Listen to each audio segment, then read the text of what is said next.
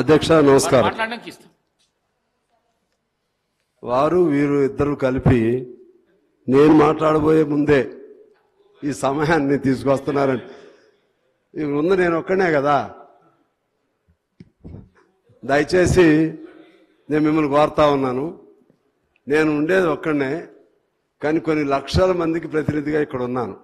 మా నియోజకవర్గ ఓటర్సే కాదు, ఈ రాష్ట్రంలో పేద వర్గాలు, కార్మికులు అనేక మంది, మీకు టైం లేక కానీ దాదాపు 150 సంఘాల వారు నాకు వాళ్ళ బాధలు అప్లికేషన్ ద్వారా పర్సనల్గా వచ్చి మరీ ఇచ్చారు. అవన్నీ చదువుదామని తెచ్చుకున్నా, కానీ ఇప్పుడు ఈ వాతావరణం చూస్తే అంత సమయం దొరకదని భయం వేస్తుంది. అయినా మీరు సహృదయులు, సమస్యను అర్థం చేసుకుని అవకాశం ఇచ్చేటువంటి మంచి మనస్తత్వం కలిగిన వారు. కాబట్టి నేను ఏది మాట్లాడినా సరే కన్స్ట్రక్టివ్గా మన రాష్ట్ర ప్రగతికి దోహదకారిగా ఉండే విధంగా మాట్లాడతాను తప్పితే వివాదాలకి అటువంటి జోలికి నేను వెళ్ళను. అందువలన వారైనా మీరైనా దయచేసి నాకు మాత్రం కొద్దిగా అవకాశం కల్పిస్తే అందరికీ మంచిది. ముందు మీరు అడ్డుపడకపోతే వారు ఇస్తారు.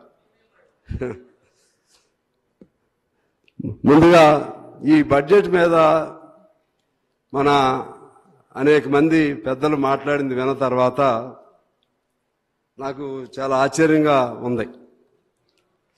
ఏదో సామెత చెప్తారు, అన్న ప్రాసన సమయంలోనే ఆవకాయతో భోజనం పిల్లవాడికి పెట్టినట్లుగా.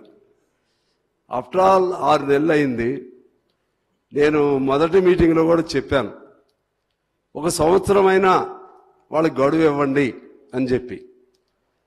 6 నెలలకే ఇక మొత్తం సర్వం కోల్పోయినట్లుగా, ఇక ఎందుకంటే గత్యంతరం లేని పరిస్థితుల్లో ఇక ఈ ప్రభుత్వం పని అంతా అయిపోయినట్లుగా ఈ విధంగా మాట్లాడటం అనేది నాకెందుకో అర్థం కావట్లేదు. నేను ఆ ప్రభుత్వానికి సపోర్ట్ అని కాదు, నేను రియలిస్టిక్గా రేషనలిస్టిక్గా లాజిస్టిక్గా నేను చెప్తున్నాను. తర్వాత మేము కూడా సమయం అన్న ప్రకారంగా వారు ఎంత చేస్తారో చేయలేరు తర్వాత చూసి మేము కూడా కమ్యూనిస్ట్ పార్టీగా మేము ఎప్పుడు ఎట్లాగే ఉండం, భయపడకండి, ఎట్లాగే ఉండం, సమస్యల పైన ఉంటాం. ఇప్పుడైతే మాకు వారి మిత్రులే, వారు బాగుండాలని మేము కోరుకుంటాం.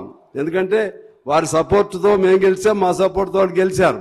వాళ్ళు చెడు చేయకూడదని మంచి చేయాలని కోరుకుంటాం. వాళ్ళు బాగుంటేనే, బాగుండి వారు చెప్పిన హామీలన్నీ అమలు జరపాలని మేము కోరుకుంటాం.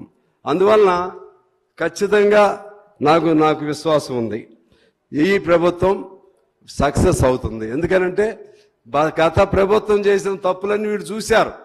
గత ప్రభుత్వం ఏమేమి చేయలేకపోయిందో, ఏమి చెప్పి చేయలేకపోయిందో, దళిత బంధు కానీ, లేకపోతే డబుల్ బెడ్రూమ్ కానీ, లేకపోతే ఇంకేమేమి సమస్యలు చెప్పి ఫెయిల్ అయిందో అవన్నీ ఈ ప్రభుత్వం చూసింది. కాబట్టి ఆ తప్పులు చేయకుండా వీళ్ళు మంచిగానే జాగ్రత్తగానే ఉంటారని చెప్పి నేను ఉన్నాను. ఇవాళ చాలామంది ప్రజలు ఏం కోరుకుంటారంటే ఈ రాష్ట్రానికి మంచి జరగాలని చెప్పి కోరుకుంటూ ఉంటారు. అంటే ఓటర్సు వారి పార్టీలు ఉన్నప్పుడు కూడా రాష్ట్రానికి మంచి జరిగితే వాళ్ళకి జరగాలని చెప్పి. అదేవిధంగా కొంతమంది ఏమో రాష్ట్రం ఎట్లా ఉన్నా సరే ఈ ప్రభుత్వం పోవాలి, వీళ్ళు ఏం చేయకూడదని కొంతమంది కోరుకుంటూ ఉంటారు. కానీ మేము మాత్రం ఇది తప్పులు జరగకుండా ఈ ప్రభుత్వం ముందుకెళ్లాలని, తప్పులు జరిగితే సూచనలు చేయాలని, మితిమీరిన జరిగితే నిలదీయాలని చెప్పి మేము కోరుకుంటాం అధ్యక్ష. అదే పద్ధతుల్లో ఇవాళ ఈ హెడ్స్కి సంబంధించి, ఫైనాన్షియల్ హెడ్స్కి సంబంధించి అనేక ప్రశ్నలు రైజ్ చేశారు. అది మీ దగ్గర డబ్బులు ఎక్కడ ఉన్నాయి, మీరు ఎందుకు పెడుతున్నారు, ఎలా చేస్తున్నారు, నాకు అర్థం కావట్లేదు. అంటే ఇప్పుడు వచ్చినటువంటి మన రిసీట్స్ని బేస్ చేసుకుని, లేకపోతే వచ్చినటువంటి ట్యాక్సెస్ని బేస్ చేసుకుని బడ్జెట్లు పెడతారు అధ్యక్ష. ఖచ్చితంగా ప్రభుత్వం ఒక విశ్వాసం ఉండాలి.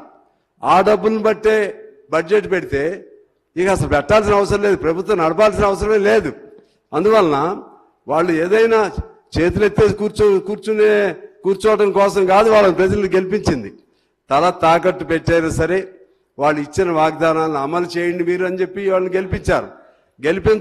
గెలిపించబడిన తర్వాత చేయవలసిన బాధ్యత వాళ్ళకు ఉంటుంది. అదేవిధంగా బడ్జెట్లో డబ్బులు ఎట్లా పట్టుకొస్తారో ఏం చేస్తారో వాళ్ళ ప్రణాళిక వాళ్ళకి వేసుకోవాల్సిన అవసరం ఉంటుంది. డబ్బులు రావని భయంతో సెంట్రల్ గవర్నమెంట్ గ్రాంట్స్ ఇస్తుందా, నిన్నే కదా చేసాం అట్లని చెప్పి సెంట్రల్ గవర్నమెంట్ అడగవా? మనం అడగాల్సిందే. మనకు వచ్చినా వాళ్ళు ఇచ్చినా ఇపోయినా మన హక్కు ఏముందో ఆ హక్కుని మనం అడగాల్సినటువంటి అవసరం ఉంది అధ్యక్ష. అందువలన అటువంటి భయం ఉండాల్సినటువంటి అవసరం లేదని చెప్పి నేను భావిస్తా ఉన్నాను. అదేవిధంగా గత ప్రభుత్వం ఇవాళ ఈ దశ ఎందుకు వచ్చింది చెప్పండి? ఇప్పుడు వచ్చి 6 నెలలే కదా వాళ్ళు అయింది. డబ్బులు లేవు. ఒక్కొక్క పథకం ప్రకటన చేశారు, డబ్బులు లేవు, బకాయిలు ఉన్నాయి, కాంట్రాక్ట్ బకాయిలు ఉన్నాయి, ఫీజు రియంబర్స్మెంట్లు ఉన్నాయి, అలాగే సర్పంచులకి కొంతమంది పనులు చేసిన డబ్బులు ఇవ్వాలి, ఇంకా చాలా చాలా ఉన్నాయి. ఇవన్నీ ఎక్కడి నుంచి వచ్చినాయి అధ్యక్ష నేను అడుగుతా ఉన్నాను. దేనివల్ల వచ్చినాయి ఇవన్నీ? ఈ అప్పుల కుప్ప ఎందుకు పోగుబడింది? 6 లక్షల పైచీలు కోట్లు అప్పు ఎలా అయింది? ఇది మనం ఆలోచన చేయాల్సిన అవసరం ఉంది. అంటే వారు దాన్ని డిస్ప్యూట్ చేయొచ్చు, అది 6 లక్షల కోట్లు కాదు అని చెప్పొచ్చు, ఇంకేదని చెప్పొచ్చు. కానీ ఏ పేరు మీద సరే అప్పు అయితే ఉంది కదా 6,70,000 కోట్లు. దీనికి కారణం ఎవరు? ఇప్పుడు ఇంత డబ్బు అప్పు ఉంది కాబట్టి వాళ్ళు ఏం చేయొద్దా? అప్పు ఉంది కాబట్టి అప్పును తీర్చడం కోసమైనా అప్పు చేయాలి కదా. అప్పు మీరు చేశారని చెప్పి ఆయన ఇందాకే సరదాగా అంటున్నట్టున్నారు. అది 2004 సంబంధించిన ఫీజు రీంబర్స్మెంట్ నేను ఇస్తాను, మిగిలిన నా సంబంధం లేదని నవ్వుతా అంటున్నట్టున్నారు ముఖ్యమంత్రి గారు. మిగిలింది పాతదైన వారు ఇవ్వాల్సిందే, ఇదైనా వారు ఇవ్వాల్సిందే. అందువలన అప్పుకు సంబంధించి అప్పు తీర్చడం కోసమైనా అప్పు చేయాల్సిందే తప్పదు, స్కీములకు తేవడం కోసమైనా అప్పు చేయాల్సిందే తప్పదు. మమ్మల్ని అప్పు అన్నారు కదా, మీరు అప్పు చేస్తే ఎట్లాగంటే అది అన్రీజనబుల్గా ఉంటుంది అధ్యక్ష. కాబట్టి ఆ అంశాన్ని కూడా మనం గమనంలో తీసుకుని ప్రభుత్వంగా తగిన సలహాలు సూచనలు ఇవ్వటం మంచిది. ప్రభుత్వం సక్సెస్ అవ్వాలి. వాళ్ళు చేసే పనిలో అవినీతికి పాల్పడ్డా, తప్పుకు పాల్పడ్డా, లేకపోతే ఇంకేదన్నా చేస్తే అప్పుడు ప్రశ్నిద్దాం. ముందైతే స్కీములు తెచ్చిన దానికి, బడ్జెట్ పెట్టిన దానికి ప్రశ్నించవలసిన అవసరం లేదనేది నా అభిప్రాయం. అదేవిధంగా ఈ అప్పుకు సంబంధించి అసలు నా సూచన అధ్యక్ష, ఇన్ని లక్షల కోట్ల అప్పు ఎందుకు అవుతుంది? అందులో నుంచి ఆస్తులు ఎంత సృష్టించబడ్డాయి, అందులోంచి ప్రగతిశీలకమైనటువంటి విధానాలు ఎన్ని వచ్చాయి, ఇవి మనం సీరియస్గా చూడాల్సిన అవసరం ఉంది. అందువలన ఎంత అప్పు ఎలా జరిగిందనేది, అంటే నేనేమి విచారణ కమిటీలని కాకపోయినా సరే ఒక మేధావులతో కూడినటువంటి, లేకపోతే సీనియర్ ఆఫీసర్స్తోనూ, సీనియర్ లేకపోతే రిటైర్డ్ జడ్జెస్తోనూ ఈ అప్పుల్లో పారదర్శకంగా ఎంత ఉపయోగం జరిగింది, ఎంత వృధా అయింది, ఎంత అవినీతి పాలైంది, ఇటువంటి చర్చ జరిపితే బాగుంటుందనేది నా అభిప్రాయం అధ్యక్ష.